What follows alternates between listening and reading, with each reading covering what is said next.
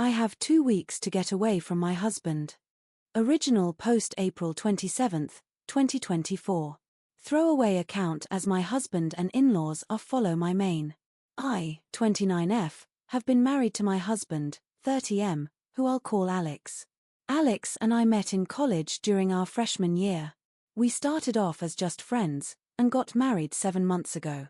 I've gotten along with his family, but we aren't super close, but we're friendly enough. The problem is that Alex has begun to make me incredibly uncomfortable. Firstly, he's begun to ask me who I'm meeting with, where, what we plan on doing, how long every single time I leave the house without him. At first, I just thought he was being protective and a good partner just in case something happened, but then he started checking my phone after the visits, vetting and researching each of my friends as well. He also has been pursuing me to link my bank account to his, as he's in charge of the finances when he was perfectly fine with keeping them separate before. We fight about it almost every day. Finally, yesterday when he was preparing to go on a work trip for 2 weeks in California, he demanded I wear a tracker so he could keep an eye on me while he's gone. I can't do this anymore. I feel like I'm suffocating, and his family who I've spoken to about his worrying behavior just said he's being careful and protective as a good husband should. I need to gather my things together and find a way to be gone before he gets home without tipping him off. He's always threatened that if he ever found me cheating on him, he'd turn in divorce papers the same day. He keeps a filled-out copy in his desk. I'm going to submit those the day I leave. But there's so much to do, Bergen finding a new place to live, seeing if my job has any transfers available, packing and moving in 2 weeks. His return flight May 11th, so I need to move quickly. I'm posting here because I don't have any close family, and I can't risk dragging my friends into this as we share the same friends. That I just needed a place to vent, and ask if anyone has any advice on the easiest and safest way to do this. Edit. Oh my god, you guys are amazing. I never even thought to not use his divorce papers. I'll check for cameras before I start any packing or prepping. I may also shred his divorce papers just in case and look into getting a lawyer for myself. I'm in a no-fault divorce state. That much I so remember, which will help. I'll update again when I know more. The tracker he wants me to use is a small clip to put on the belt or waistband. I'll wear it unless I'm going or doing something related to me leaving. No pets yet, thankfully. Update April 28, 2024. So I've gotten a lot of support and helpful advice along with questions I thought I should clarify before I proceed with the update. Some asked why I'd be hiding things from Alex regarding going out and who I'm meeting with. I don't, and I have nothing to hide. However, when he begins to then double-check everything I tell him with the other people there, right down to each person I talked to and what I said.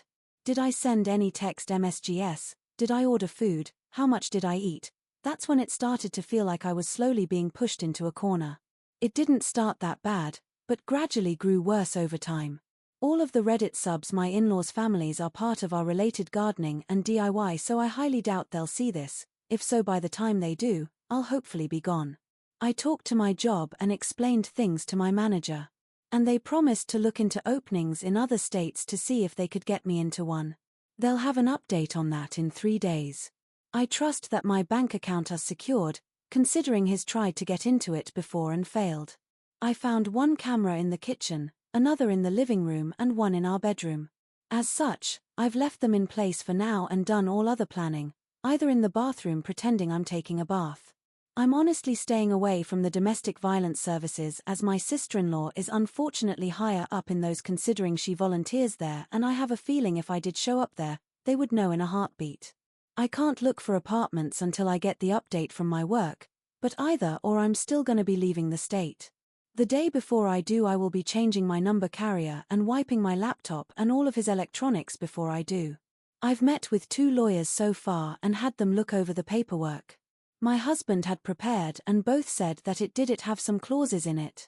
That could have caused me some trouble down the line. What alarmed all of us close the fact that several of those clauses dealt with future children, and not as a hypothetical.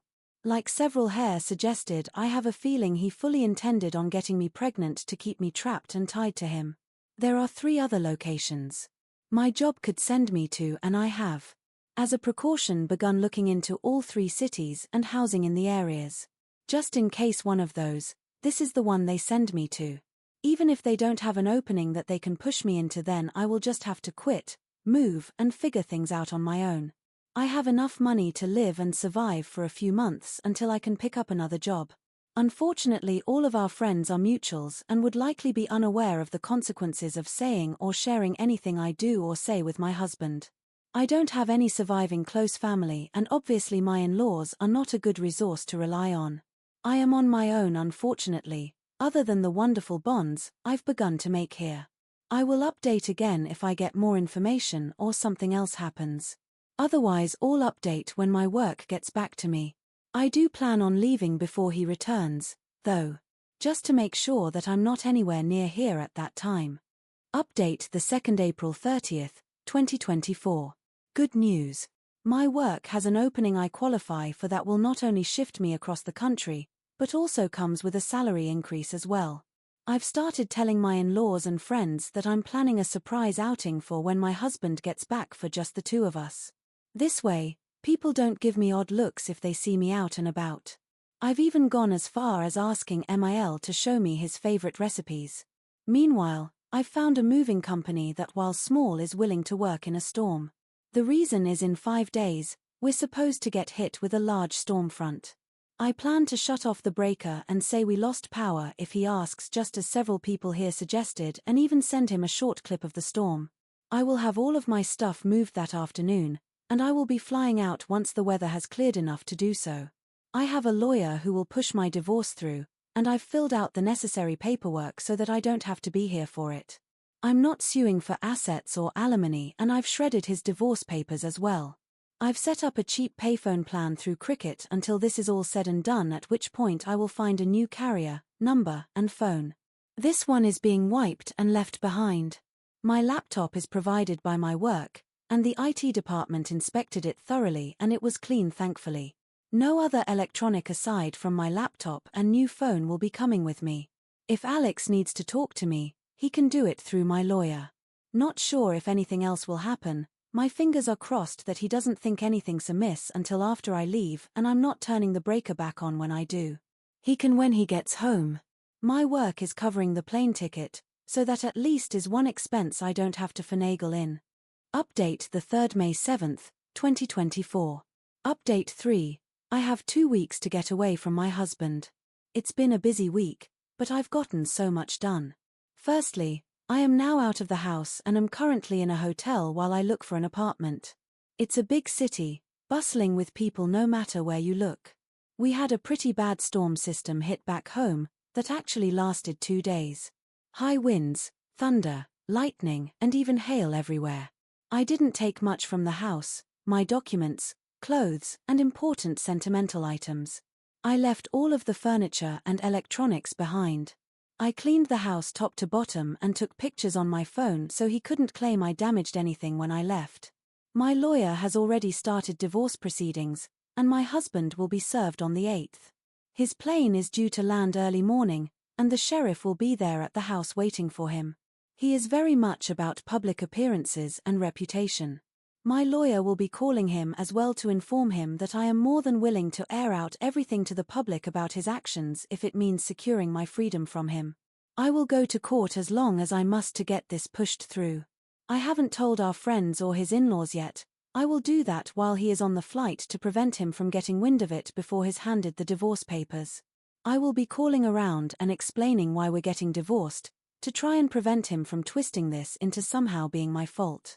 I don't want him trying to claim I had an affair or something, so I want to get the truth out before he can twist this. I'm doing okay. I'm tired, but yet I feel almost jittery and off-kilter. I keep looking over my shoulder and monitoring what I say even when I don't really need to anymore. Hopefully that will fade soon. My work is covering the cost of the hotel, and I'm working on getting my other things in order.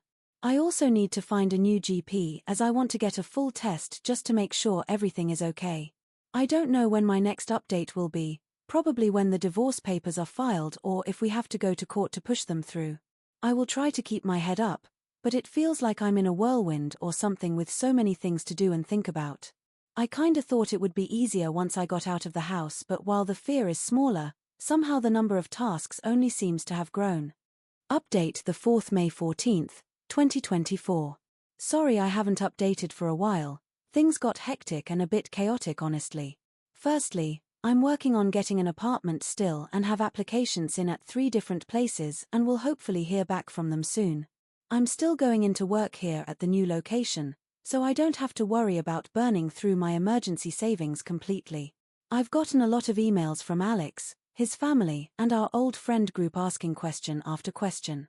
I have only sent one return email to Alex, explaining that I don't believe we are truly compatible, and it is best we separate now. That his treatment of me when I'd done nothing to deserve as such was just as much of a deal-breaker as cheating was for him. I ended the email with the statement that I would not be contacting him further and anything else he needed to pass on to me or vice versa would be done through my lawyer. For his family and friends, I just typed up one email outlining everything that had happened and why I left. I told them I wished them no ill will, but that such treatment of his wife and partner was not acceptable. That should Alex get remarried in the future, I wished they would help support both partners and not just Alex. Alex, from what my lawyer told me, was livid when he was served. The sheriff actually ended up booking him for assault on an officer and menacing due to the threats he was shouting. His father bailed him out in a few hours, but with the testimony of the sheriff, my lawyer believes I have a very good chance at getting a restraining order. Alex, upon returning to the house, apparently lost his temper again, breaking the dining table into pieces as well as the TV, and putting several holes in the walls. At least that's what one of the emails from one of our friends reported as Alex called him to help him clean up the mess. My lawyer already has pictures of the house I took, with timestamps as evidence nothing had been damaged by me. My friend reported that Alex tried to claim I'd been the one to trash the house, but the holes in the wall were at head height. Alex is 6 feet 3 inches, and I'm 5 feet 4 inches, so he knew that was false. Either way, taking the pictures definitely will help me, so again thank you everyone here for the advice because I never would have thought of that on my own. My work won't share details of where I am, as I do work with some higher-end clientele who value security, and that information won't be gossiped about, and no, I'm not some stripper or escort. I deal with contracts, notary, and business management. As such, even if Alex tried to use my work to find me, he wouldn't succeed. Update on leaving May 26, 2024. It's been a little bit, and I thought I'd answer some questions before giving my update. It may be a while after this until things change. Firstly, no, I didn't bring my car. The public transport here is good enough to use without needing one. I have secured an apartment, and the building has good security. You need a key card to enter, and there is a security guard at a desk right by the entrance to the building. As part of my contract, I gave them a photo of Alex and his family so that even in the off chance they do find me, they won't be let in. The responses I got from the emails varied. His family said I was overreacting, and that I owe Alex an apology for the problems this has caused him. The pending criminal charges puts him at risk of losing his job if he's convicted. Alex sent a long email, apologizing and pleading for me to come home. He said he was worried for me, that he is willing to go to therapy if it will appease me. He wants us to remain together, and he didn't think leaving was an appropriate response to his genuine concern and worry for my health and safety. The friends gave somewhat lacking replies, saying that they didn't think Alex was ever going to hurt me and that I shouldn't be letting my imagination run away wild. As much as I want to say I was surprised by the lack of support, I'm honestly not. He intends to fight the divorce. I am letting my lawyer handle it, and I am also pursuing a protective order as well. Once I got approved for my apartment, I also froze my credit. I've changed my phone carrier and number, as well as making sure none of my documents list Alex as next of kin or POA. Some have asked why I was so paranoid about Alex and his possible future actions. The answer for that actually is somewhat simple: my grandmother. I loved that woman to bits. As a teen, she explained why my grandfather was never around. He was extremely abusive and manipulative, and her generation didn't allow divorce really. She wouldn't have been able to buy a house or get a good enough job to support her and my mother on her own. As such, she endured it, shielded my mom as she could until my grandfather died. When I felt like I may have been overreacting, I remembered how she'd said she'd always wished she'd been able to see grandfather for what he was early on when she may have been able to annul the marriage. I don't know when I'll update again, Maybe when the divorce goes through or if something big happens, but until then, I'm just trying to keep my head above the water. Another update, June 25, 2024. It's been a month since my previous update, and I wanted to share some of what's been going on in the meantime. The divorce is proceeding, but even though I don't need him to agree, and he's not, it means I have to go through the courts to get it approved. As such, it could be upwards of 6 months to push it through, even though I'm filing without attempting to claim property, alimony, or compensation. I just want a clean break and separation. Alex has attempted to use our friends to reach out to me, as he doesn't want to use my lawyer for communication. He's saying it's disrespectful and cowardly to hide behind my lawyer and not meet him face to face. Alex wrote me a letter that he did pass off to my lawyer, but the contents were him justifying his actions and claiming that in today's time it is dangerous for women to be on their own, which is why he was so intent on trying to keep me safe from harm. He wanted me to understand that he was trying to protect me as best he could and was hurt that I would just lie to him and hide my actions from him related to my dissatisfaction with our marriage and my moving.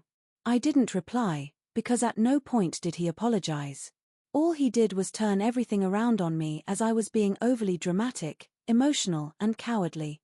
There was a second letter with Alex's from my SIL.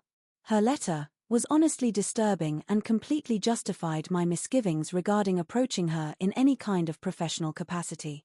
She spent 5 paragraphs detailing how a real abusive relationship looked like and that Alex was the furthest thing from abusive. The details she included were all related to financial abuse and physical abuse. Nothing like what Alex had been doing. She stated that my attempts to smear her brother's name for attention and clout made me the abuser, not him. I haven't really been able to process that, admittedly. Part of me can't help but wonder if she's right. I mean, I blindsided him by leaving as I did and am refusing to speak with him at all. My old boss recommended that I look into getting into therapy after I moved, and I think I need to. I have had a hard time adjusting to being on my own. I keep censoring myself and haven't even gone out to eat yet. I always end up worrying about what if someone sees me, what if I get in trouble for spending my money on something frivolous. My lawyer is continuing to fight for the divorce, and I shouldn't need to be physically present in court. Any meetings needed between me and the judge can be done via Zoom. I'm trying to avoid confrontation with Alex and his family for now as much as I can and passed both letters to my lawyer in case he needs them. Our friends are mostly trying to avoid taking sides still, and I'm honestly approaching the point of just letting them go as well. I'm tired of fighting for them to understand at this point. I don't know if anything is going to happen, so my next update may not be until around mid-November, depending on how long it takes to push the divorce through. Work is going well, and it's helpful to have something familiar to anchor my day-to-day life when so much has changed and is changing even now.